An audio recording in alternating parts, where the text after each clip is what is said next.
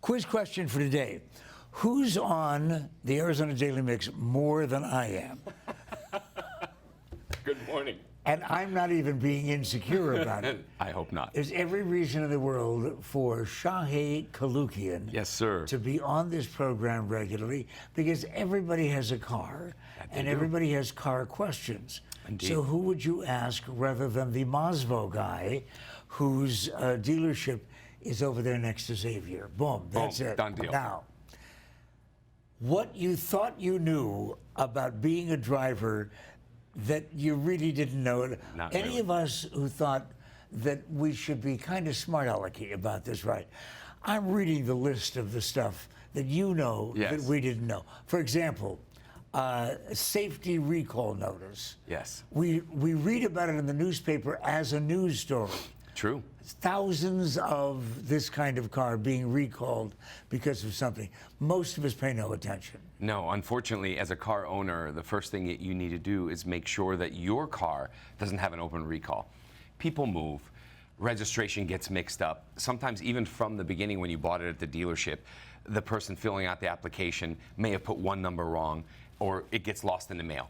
So what's wrong with that? Well, if you have a recall, especially with a safety recall, whether it's brakes or the airbag, as we all have heard, you want to go to the National Highway Safety Association website and punch in your VIN number.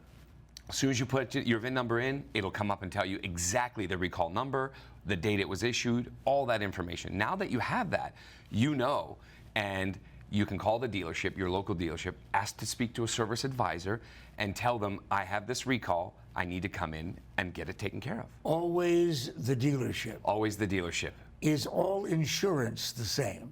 No, not all insurance no, it's not. I've always said this before, it's crucial that as a car owner to be successful at owning a car is to audit yourself.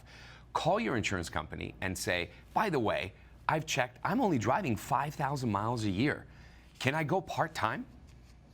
Oh. And then they'll say, sure. Or some will say, sorry, we don't offer that. Well, that's okay. There's companies out there that will do pay per mile. So you can call and say, I'm only driving 5,000. They'll take a picture of your odometer reading and check you every 6 months, and you're only paying for what you're driving. It's a shame to pay full coverage for a car that's, you're just asleep more than awake. Here's one I couldn't believe, because when you wrote it down as one of the things we could talk about, that everybody in the world has done this.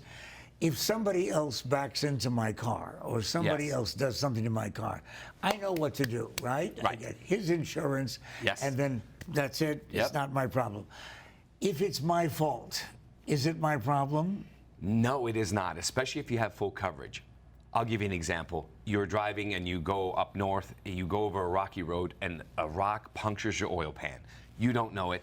You're driving along, your oil runs out, you seized your engine. $5,000, $7,000 repair. Think, oh, well, I'm the one that hit it. No, comprehensive. Everyone that's got full coverage has comprehensive coverage. And usually the comprehensive is a lot less than your collision deductible. So you can call your company, even if you put in the wrong gas, or you're backing up and your side view mirror breaks, hits the trash can. Yes, it's your fault, but you are covered. You just pay your deductible and submit it to comprehensive. See, here we go now. This is the language part. What does Mazvo mean?